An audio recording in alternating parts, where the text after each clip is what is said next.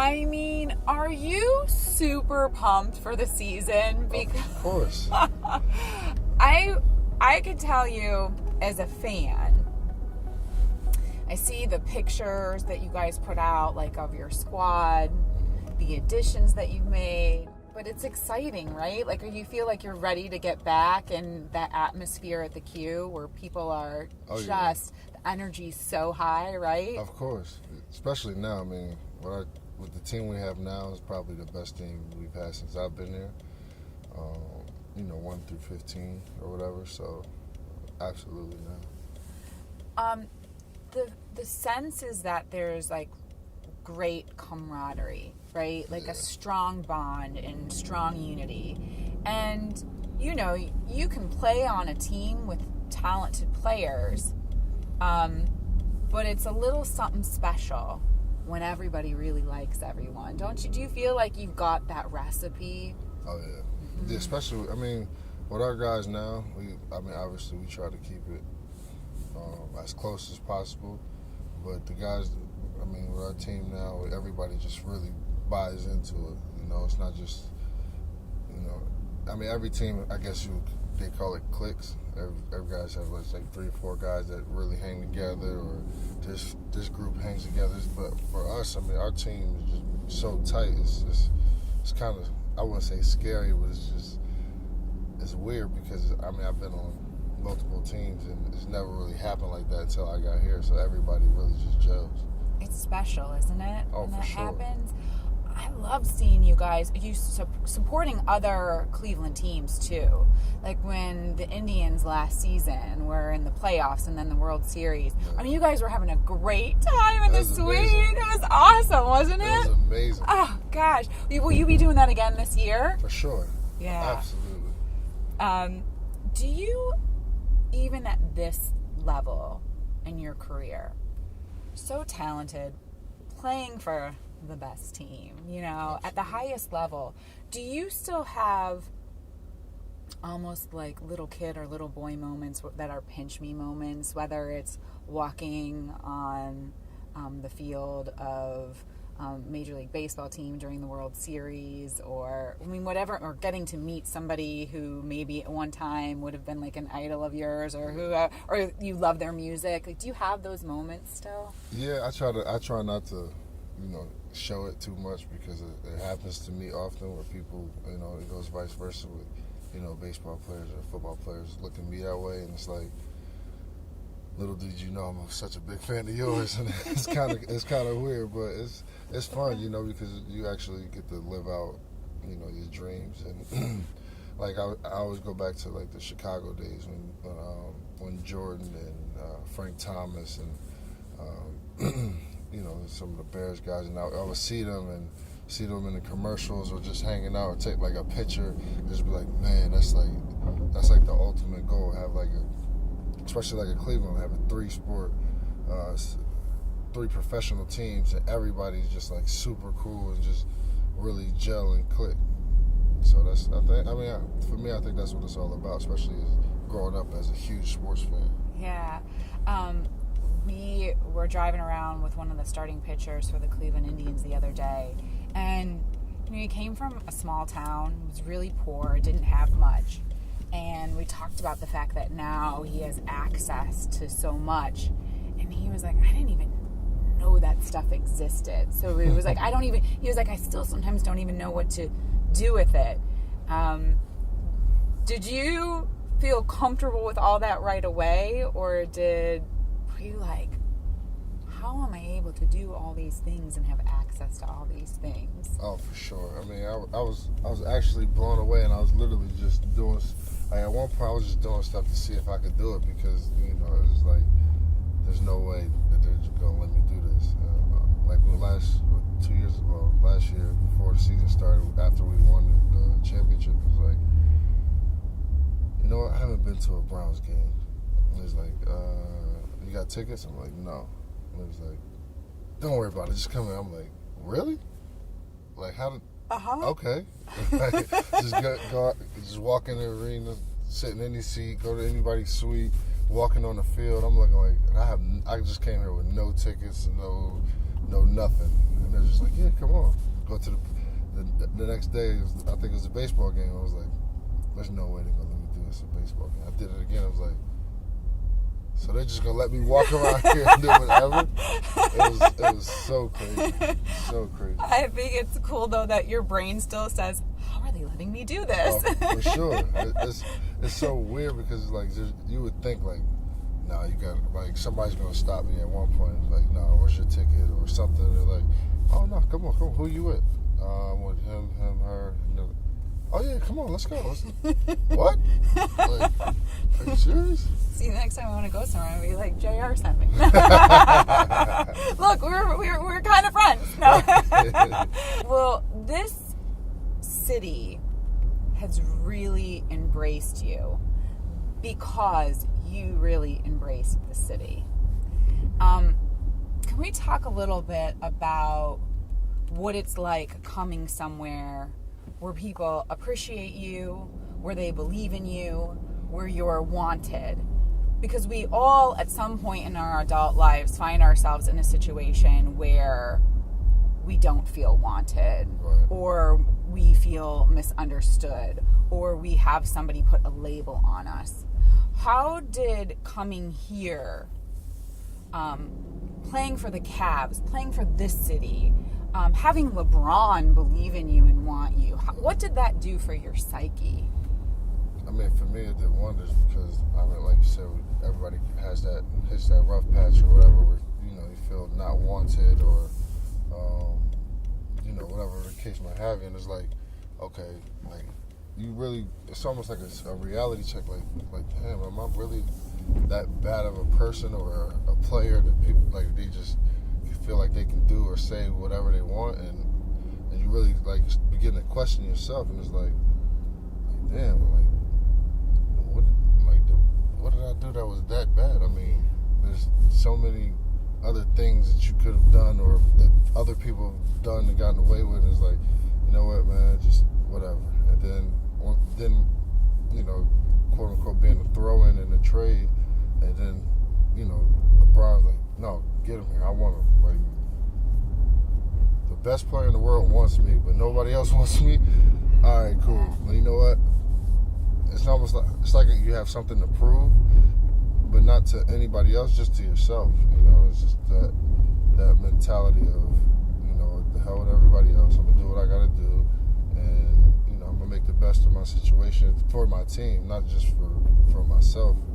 And, you know, fortunately, that's what happened. But it's just, it's so scary to believe that, you know, because I've been to Cleveland since I was 16 years old, coming out here working out with Brian in high school and stuff like that, and it's just like, I never thought I would just fall in love with Cleveland. Like, out of all the cities, like, I want to go to New York, I want to go to Miami, I want to go to LA, Houston, Dallas, and San Fran. It's like, there's no way I'm gonna fall in love with Cleveland like that. And it's like, I love Cleveland. There's no, like, I wouldn't rather be nowhere else and play nowhere else than Cleveland. So, and you love, and your family loves it here, right, too? Everybody. I mean, my kids go to school, and it's like, they're like the rock stars at school. All the kids are like, oh man, you're JR's daughter. And I mean, my oldest, she's very protective of me. So she's like, she's quick to, she has a lot of my personality.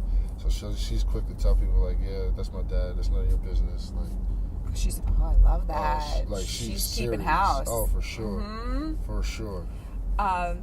Do your children feel comfortable with the spotlight when they're put in the spotlight that way? Do you think they like it, or are they shy away from it?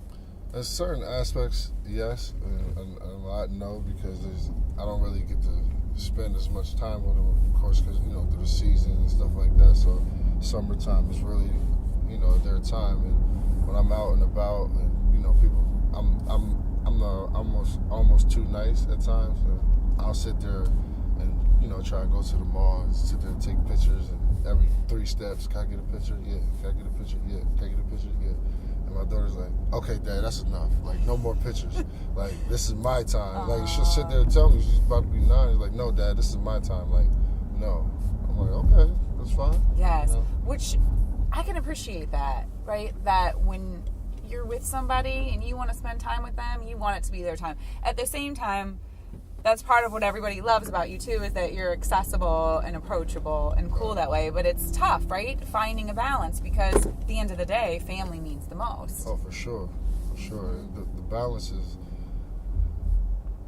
I mean, it's like a helter skelter, because, you know, you give so much time to your team, and you have to, I mean, for me, growing up as a sports fan, I feel like I'm not obligated, but I have to give back to to the fans, to the city, because at one point I was that little kid who was trying to stand outside of the tunnel, or wish I had somebody to see and be able to touch and be like, man, that's my favorite player, I just met him, and da-da-da. And it's like, you know, I've always had that growing up, and I always want to give those kids those opportunities. Yeah, who was that player for you?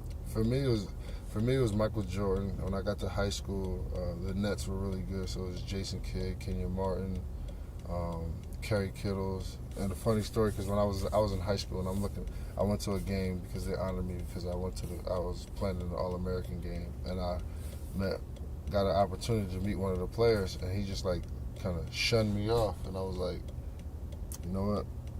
I'm never going to be like him, ever. Mm-hmm. So yeah, sometimes we learn our best lessons from bad or uncomfortable or disappointing moments, right? Yeah, for sure.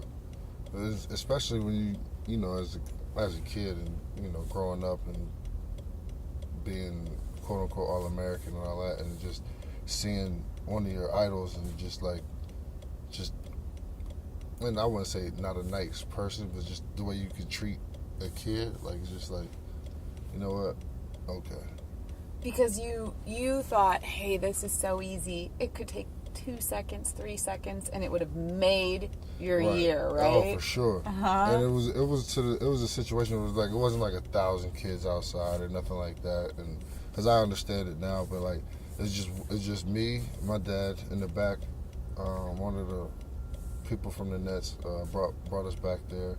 And it's just like, you know, he's just talking to his agent or whoever he was talking to at the time. And it's just like, it was just me. So it's like, it's not really going to take that much, like you said, 2 seconds out of your day to be like, you know what, come on, kid, take a picture with you. Like, what harm is that really doing? Sounds like you always were a bit of an old soul then, too. Your mind always thought that way, too. Yeah, and I got that from my dad. I mean, my dad always... I would say he didn't rush me to grow up, but he taught me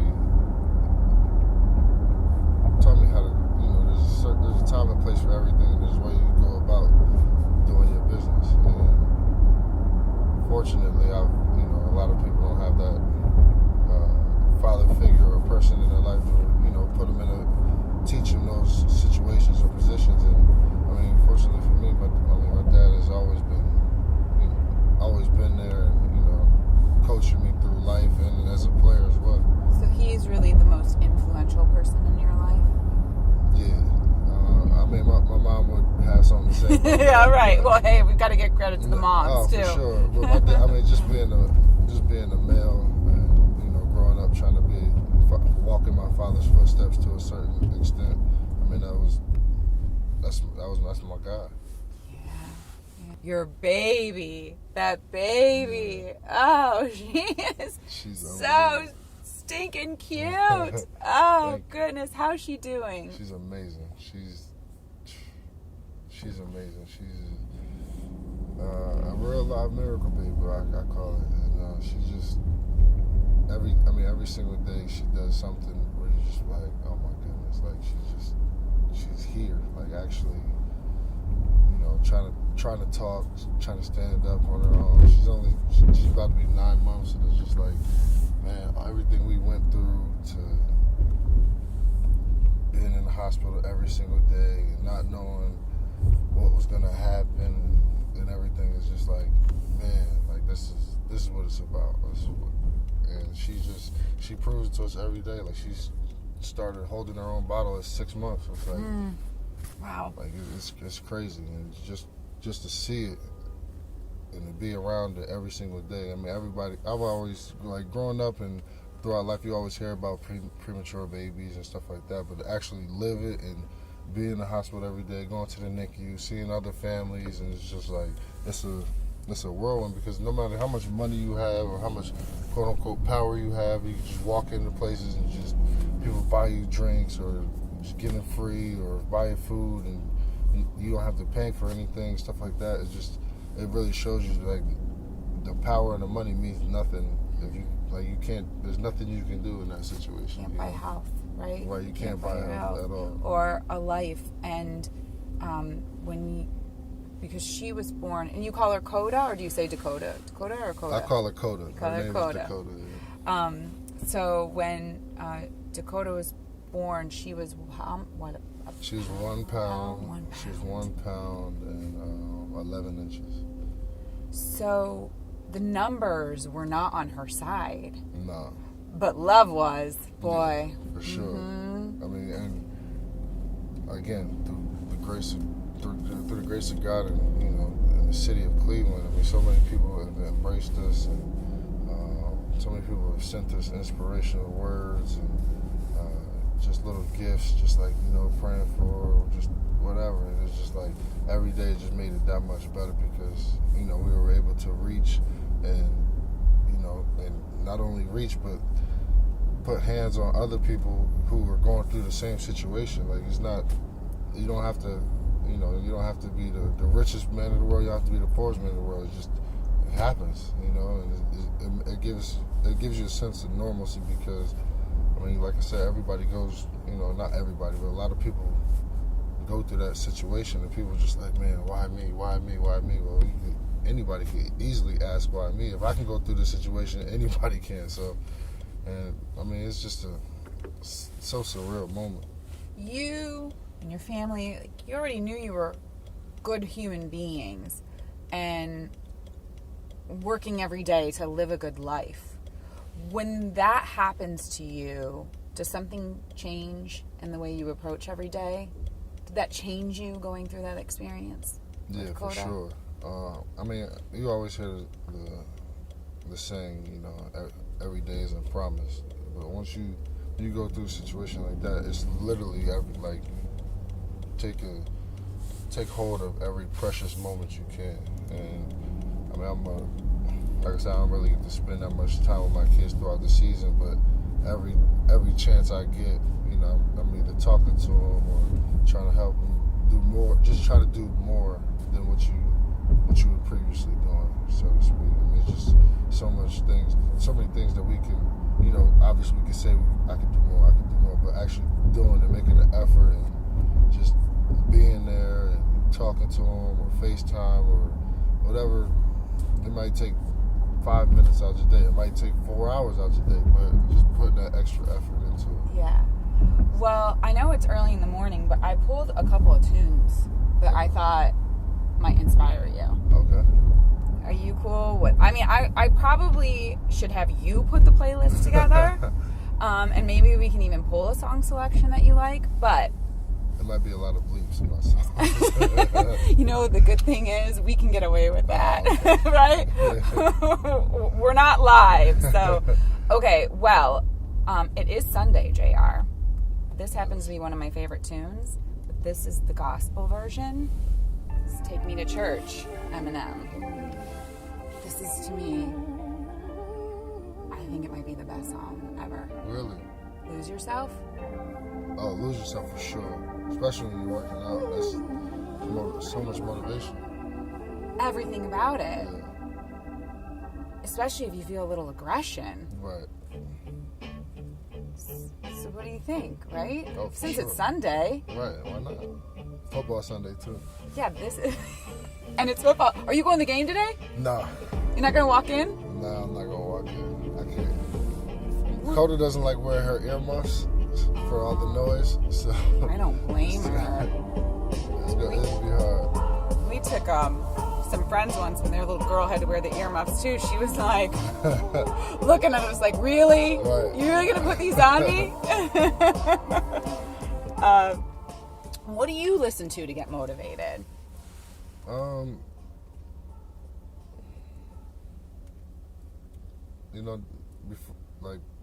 Before the games, I would throughout the last probably with an exception, since I've been here, actually, I've normally listen to rap, but I've recently started listening to like an R&B, slower type of music because I can't get too pumped up. When I get too pumped up and too energetic, I burn a lot of energy, and it's just gotta save it. Yeah, I gotta save it. And then I get too aggressive, and I'll be in foul trouble or something. I don't like that. Because then I gotta come out the game. So we don't want that to happen. No. We want you staying in the game. Right, exactly. So, that's the goal, right? The goal sure. all season. Yeah. I read somewhere you like Lil Wayne. Yeah. So I pulled one that I know.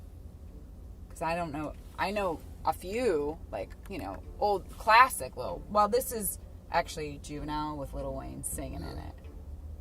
Right? Yeah. This is good. Of course. This is a classic. This is a great song. This is a classic. I don't know all the words. I just don't back that ass up. So I just come in during the chorus. This is a classic, though. This is a great song. Oh, for sure. For sure. Any song about the booty is a good song. That's what I say.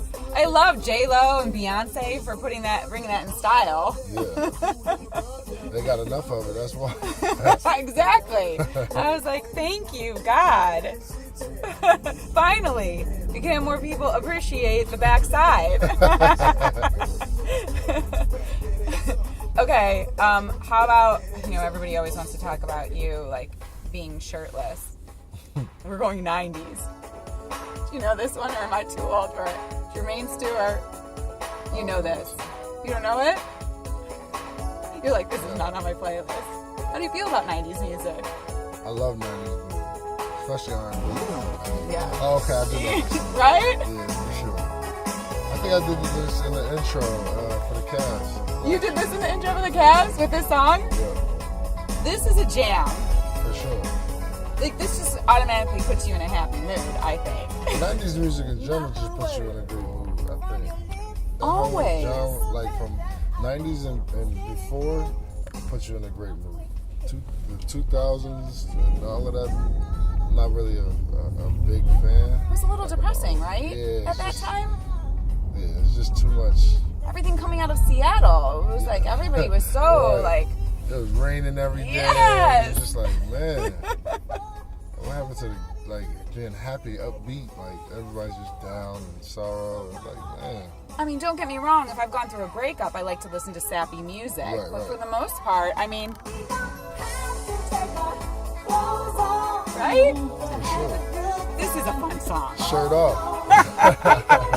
Exactly. We have to change the words. We should always take our shirt off to have a good time. Why not? That's the start of it. Right? Okay, so JR, with every interview that we do, there are, at least for this new season, there are a series of questions that we ask everyone, knowing that everybody's going to have a different answer because we're all different. If your life was going to be made into a movie, what would your theme song be? My life is going to be turned into a movie by theme song. Oh, that's a good one. I know, because you want to make it a good one, right? You feel like theme Yeah, song, that's of like course. the song. That's like, yeah, that's ooh. That's a make or break for the movie. Okay, well, soundtracks are really important for a movie. I would say Jay-Z, This Is Jay Every Day. Good one. For sure. If fear did not exist, what is something that you would do now that you're afraid to do? Fear did not exist. Something I'm afraid now.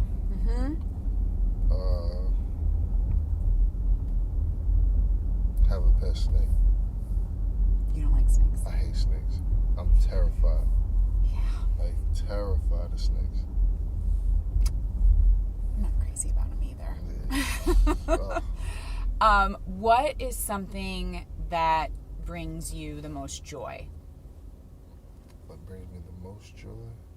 I would say watching my two oldest play with my youngest daughter. they get so much joy and fun out of like teaching her or trying to get her to dance and just dressing her up like she's a baby doll. That lights me up. That's like the highlight of my day every day. That's a good one. Yeah. And just when they laugh, right? Laugh and giggle. Yeah, of course. They just my kids are goofy, so they just do any and everything. But when they laugh, it's just like they're laughing so hard. Cause I laugh so hard, I cry like all the time. And when I see them is doing it, it's just like that's what it's about. Like that's what this is supposed to be about. Absolutely. What is something that you strongly dislike? Strongly dislike dishonest people. I have and it could be about like the smallest thing. I don't care. Like if you just don't. Especially if if I ask you, if I put you in a tough position, you can't give me the answer. Okay, I understand that part. But just don't come to me making up a lie. Like that's my biggest thing. Like I hate that. Like if you start the conversation with me and we're having it, and then you just start like telling a whole bold-faced lie, I hate that. Amen. You're a very loyal person, aren't you? Very. You can tell. We are driving Cleveland, and we are in Cleveland. So I must know, what is your favorite thing about this city, or what do you think the best thing is about Cleveland? The best thing, I think the best thing is the grit and determination everybody has. Nothing, in my opinion, nothing in Cleveland is given. You know, everybody earns their way, earns their keep, and it just seems like it seems like a place where you have to work hard to be successful. Like I can't stand going places, or I'm in the Hamptons, or I'm just out in LA, and everything is just like entitlement almost, I would say. It's just like everybody's just giving things opposed to just really working to make your name. Don't get me wrong, everybody, I'm not mad if you are giving it, but it's just not the same if you're working for it, you know? You now have had a chance to travel all over. I mean, not just the country, but out of the country. So, and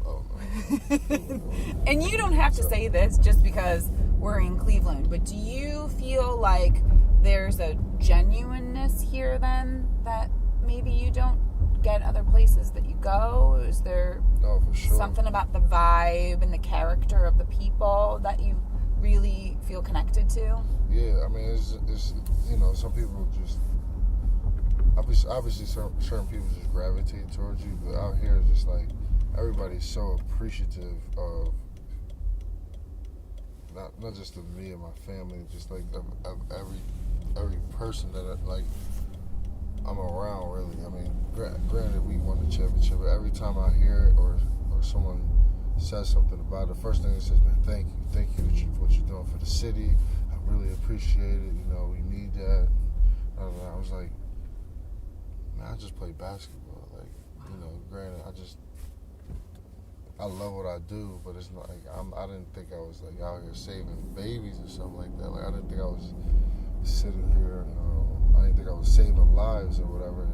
And somebody told me, he's like, man, I was actually playing golf for the guy. He's like, man, when I was growing up, like every time somebody spoke about Cleveland, it was in a losing manner.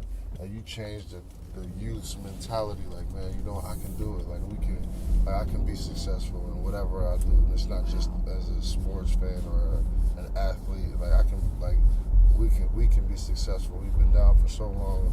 Like we can do it. And it's like, now that makes sense. I understand that part, you know. And the more I get out there and talk to people, and that's the vibe. It's not just like, oh, okay, I'm gonna just go play football. I'm gonna go play basketball or baseball. It's like, I can be a lawyer. Like I can be a doctor. I can be like. It's different when you have that mentality and that drive to do it. You know. That's huge. That what you're doing is inspiring other people to say that to you. You have to know that that's huge. No, absolutely. Absolutely. You mentioned going to play golf. I know you love to play golf, right? I love Is it. that your second best game? Yeah. What's your handicap? So. I was a 4. Oh, you are good. Yeah, since I've gotten married and had my kids, it's harder to play. So I've got dropped to an 8, but when I get time, actually my oldest loves to play golf. She's actually really good, surprisingly, just a natural talent, and so I'm gonna take her, get her lessons and stuff, and I'll get out there, go low again. That's great that she loves to play too. Oh, I mean, course. to have strong women golfers, that's great. Like, she could really do something with that. For sure, because I believe, anyway, the last time I checked, for a female to go to school on a golf scholarship, all she had to do was break 90 in high school. It's like, she can definitely do that. So she get a scholarship maybe we could tuck these coins and put it. She can stack up on it and give it to her when she's 21, or hopefully she won't need it, but because she'll turn pro at golf or something. Yeah, right? That would be awesome. Oh my gosh, that was always my dad's dream, that I would like secretly take up golf and be great. He's like, and then somebody will ask you out on a date to go golfing, and you'll go, oh, I've never played before, and then you'll kick their ass. He really wanted that to happen. For sure. I was never. I probably should have stuck with it a little bit more. I think I was too busy like working on a tan at the pool or something. So when you show up to play golf, then do you always have a foursome with you, or are there times when just like you're paired with someone random? No, there's a lot of times I'm just paired with someone random. I mean, I play a lot of public courses. I don't just go to the stuffy, country clubs and stuff like that. I don't feel like that's me, so I can't like just take that to the golf. Yeah. So I get paired with a lot of random people, and sometimes I love it, sometimes I hate it because they won't stop talking to me about basketball. I know. I was gonna say they have to be like, okay, you show up and they're like, oh my god, I get to play with J.R. Smith today. All the time. But then sometimes you have some people who are just cool and they just know to BS about like life or the game. Or are you a cigar smoker when you golf? Sometimes. It depends, because I move around so much during the day I forget to eat, so I can't smoke a cigar on an empty stomach and be playing golf. Yeah, no, that would. And do you usually walk, or do you cart it? When I'm at the country clubs, I'll walk because I'll get a caddy or whatever. But when I can't carry my own bag and walk, I can't do that. It's hard, especially on a hot day. For sure, I'll play 7 holes and I'll be like, you know what, I'm done. I can't do it. And if I get a caddy, like, I'll walk all day and play golf. I've played 54 holes in a day. You have? Oh yeah. Oh my gosh, that's a long. How long did that take? About 7 hours. Oh wow. If you could put like the perfect foursome together, like who would you love to play golf with? I would love to play golf with, I would say, Michael Jordan, just for the trash talk and the competitiveness, because he's probably the most competitive person I've ever met. Does he trash talk with you a little bit? Oh yeah, all the time. Yeah? All You the can time. go. Every You can time I spar. see him. Nah, I can't really spar with him because there's no comeback. It is. It's He's Michael Jordan. It's Michael Jordan. What are you gonna say back? I mean, my resume isn't that good to just come back and say whatever I want to say. So, You're like, okay, yes, Mr. Jordan. No. right, like, okay. Okay, so Michael Jordan. Michael Jordan. I've been trying to get Brian out there. Does he golf? No, he will not even swing a club. I'm trying to get him out there. That would be a good one. And I would say my dad. Just I would like to see the look on my dad's face when he sees MJ and Brian out there trying to play golf. Well, think about that too. Like for your parents, now these are people who are friends. They're like family to you. Yeah. Do members of your family get excited about some of the friends that you have? Are they like, oh my God, I can't believe LeBron's calling you on the phone right now? All the time. All the time. It's like, man, I'm gonna call you back. Like I'll call you back. They're always like, oh man, let me talk to him. Let me. No, I'm not doing that. go to my alma mater and be down on the field for the Ohio State Buckeyes. Yes. That made me excited for you when I watched that because, well, I love the school. This is, in my opinion, the best school ever. I know that there are some who would want to debate with me. Of course. But did you have the best time? I had an unbelievable time. Columbus is just one of my favorite places for sure. And I'm kind of upset because normally we get to play a preseason game there, and we're not doing that this year. So that kind of put me for a bummer. So, and it's crazy because honestly, I'm not gonna lie, I grew up hating Ohio State because I was a Miami Hurricane fan. It's terrible. I'm so sorry for you. But once I went there and actually saw the school, walked on campus, went to the field, went to the gym, and all that, I'm like, it's one of the greatest places ever. It's infectious, right? Oh, it's ridiculous. Mm-hmm. I bought so much Ohio State gear and stuff like that. It's just been nonstop ever since. There's an energy there that happens. There's something about being in that beautiful stadium. For the sure. shoe, it's so gorgeous. Oh, it's gonna be nuts. And against the Celtics, Yeah. you know it's gonna be a little crazy in the queue. Oh, for sure. A little is going.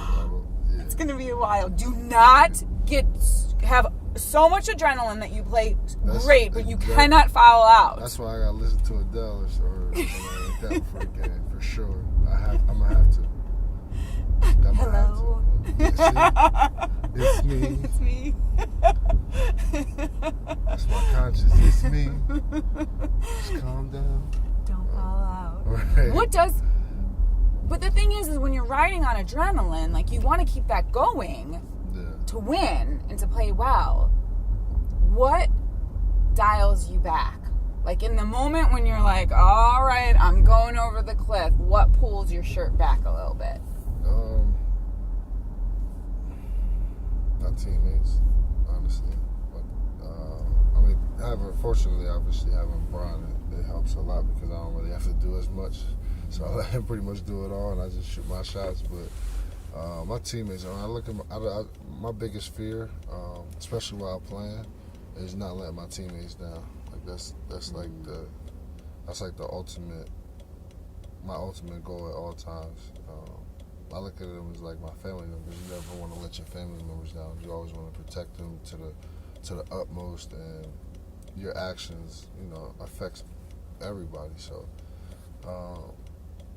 my teammates, my coaches, and for the fans for sure. Because the fans, I don't have as many fans as as certain people or players on whatever teams, whatever. But I know I have numerous kids out there looking like, man, I came here to see JR. He got kicked out the game, like stuff like that. So I don't want to feel like I'm cheating them.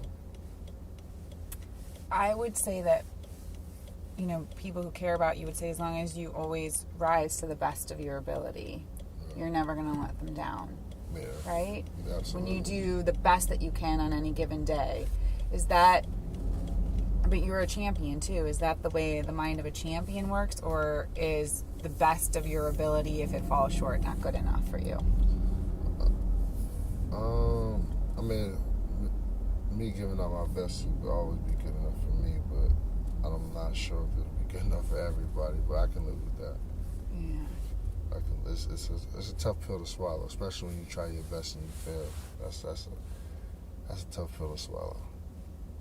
But failure, at least I'm learning in life, because we all go through it, can be a good thing if we can look and see what did we do wrong and make the adjustments to those mistakes and then keep moving forward, right? Because a lot of times when people fail, they get stuck or they feel paralyzed. It's like quicksand, right? Like they can't move past it. Right.